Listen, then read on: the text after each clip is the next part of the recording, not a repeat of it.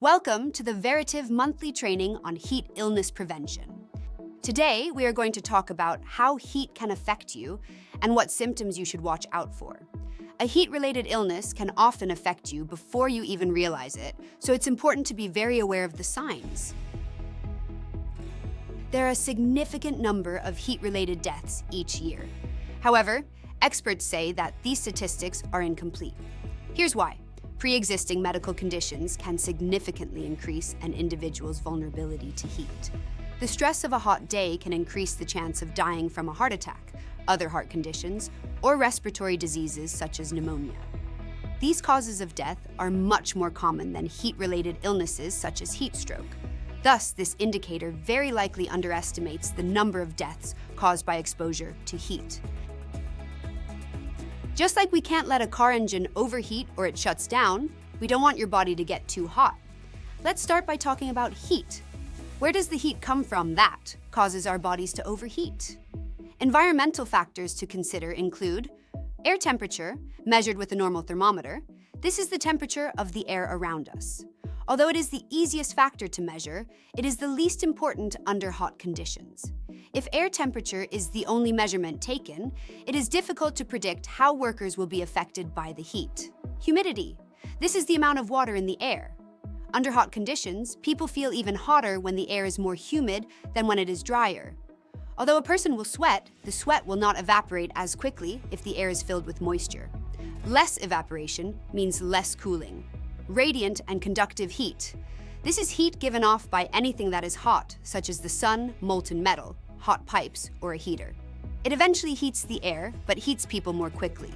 Radiant heat affects any person working in sunlight or near a work process that radiates heat. By simply moving from sun to shade, a person can feel the difference that radiant heat makes. Physical activity. Body temperature increases with physical activity. Under warm or hot conditions, physical activity can increase the effect of heat on a person. Protective clothing. Clothing can shield a worker from radiant heat, prevent sweat from evaporating, or help to transfer heat.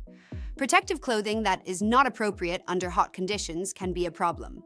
This includes clothing that does not allow air or moisture to pass through it, air or water vapor, impermeable clothing, or multiple layers of clothing. There's more to measuring heat exposure than just taking the temperature. NOAA has developed a heat index system that calculates humidity levels and air temperatures to give people an idea of how hot it actually feels. They use the heat index to warn the public about hot weather emergencies. OSHA has divided heat index values into 4 bands associated with 4 risk levels. These colored bands differ slightly from those appearing in the NOAA Heat Index chart, which was developed for the public.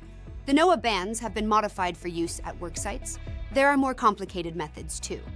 Professional health and safety agencies have developed testing that can be done to set safe heat exposures depending on the type of work that is being done.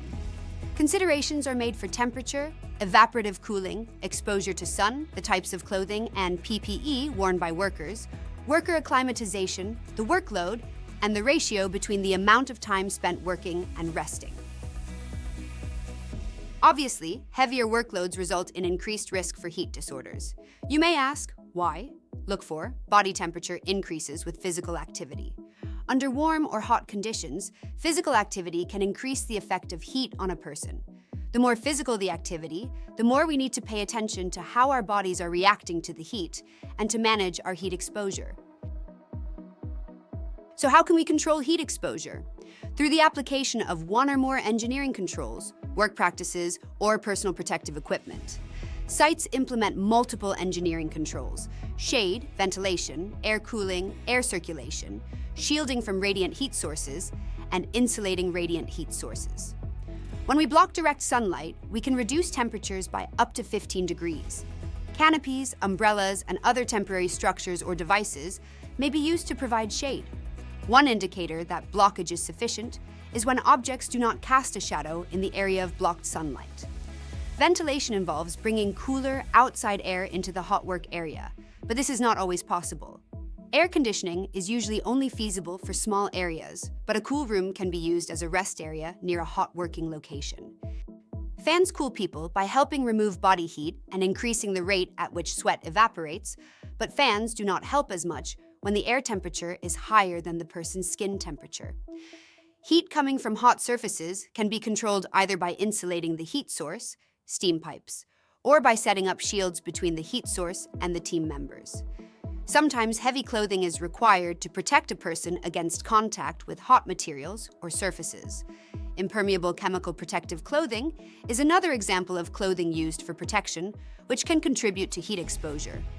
Another area of engineering control would be to use power assists and tools that reduce the physical demands placed on the team member. Less metabolic energy used for the job means less risk of overexposure to heat. There are specialized types of PPE that can be worn under other types of protective clothing to cool the body. Ice vests have many pockets where ice packets can be inserted. Water-cooled garments have a battery-driven pump that circulates coolant through chambers in the clothing. Another system uses an air supply to circulate air around workers in impermeable suits. A more common technique that might be considered as PPE is to wear wet clothing, headbands, or bandanas. This could also be considered a type of work practice control. The primary way to ensure you or your team members manage your exposure to the heat is within your control. The following work practices can be very effective. Using intermittent rest periods of no less than 5 minutes to recover from the heat. Resting within cool recovery zones or shaded rest areas. Drinking small quantities of water frequently, up to 4 cups per hour, using the buddy system, work in pairs, when working in hot conditions. Monitor other team members for symptoms. Pacing the work or reducing the physical demands of the work. Scheduling work for cooler times of the day or when heat-producing equipment isn't being operated. Wearing light, loose-fitting, breathable, like cotton clothing. Not everyone is affected equally by the heat. Age, body mass, degree of physical fitness, metabolism, medications, use of alcohol or drugs, water consumption, caffeine consumption, and a variety of medical conditions, such as hypertension, all affect a person's sensitivity to heat. Another factor is whether or not a person is accustomed to the heat. By gradually being exposed to work in hot conditions, a body develops a greater tolerance for the heat.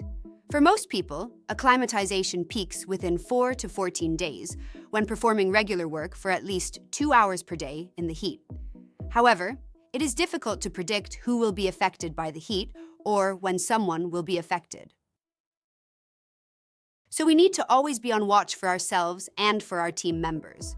If you or your team member are experiencing one or more of these symptoms, a headache, dizziness, or fainting, feel fatigued, weak, or have wet skin, become irritable or confused, thirsty, nauseous, or vomiting. These are the early signs that you need to cool off, rest, and drink water to let your body recover. If you don't, you could develop some of the more serious effects of heat. People react to the heat differently, so you or your team member may have just a few of these symptoms or most of them. If you or your team member start to feel confused, or if you vomit or become faint, you may be having a more serious response. Heat stroke. Skin is hot and dry. Sweating is the main way our bodies cool off, so not sweating is a very serious emergency. Skin appears red in color, body temperature is 103 Fahrenheit or higher, mentally confused or delirious, may have convulsions or become unconscious, may be confused, unable to think clearly, pass out, collapse, or have seizures, fits. If this happens, get immediate medical attention. Again, move to a cool, shaded area and take more aggressive steps to cool down the body. Soak clothing with cool water. Fan body vigorously. Never leave the team member unattended. Provide a bit more aid for a team member suffering from a heat-related illness if they are dizzy, lightheaded, or nauseous. If they're dizzy or lightheaded, lay the team member on their back in the cool environment and raise their feet a few inches. Continue providing the team member with small quantities of water, up to 4 cups per hour. If they're nauseous, lay the team member on their right side. Again, continue to provide water. Now, let's review a case study putting all of the information together. Jeffrey is a new team member. On his second day, he works hard for long periods without a break. In the early afternoon, his team member, Peggy, looks over and sees that Jeffrey is sweating profusely and is acting strangely. Peggy asks Jeffrey what's going on. Jeffrey says he has a slight headache and feels dizzy. What should Peggy do? Answer: move Jeffrey to a cooler place to rest in the shade. Give Jeffrey water. Notify the supervisor. Peggy has Jeffrey sit down and gets him some water. Jeffrey tells Peggy that he says he wanted to show he could work hard and didn't drink much water because he didn't feel thirsty. What had gone wrong? Jeffrey wasn't used to working in the heat. He should have had less intense work until he got used to working in the heat, acclimatization. Nobody made sure Jeffrey got adequate breaks. Jeffrey hadn't consumed enough water. Don't wait until you are thirsty to drink. Jeffrey wanted to prove he could work hard. He didn't report symptoms as soon as he felt them. Thank you for your participation on this monthly training in heat illness prevention.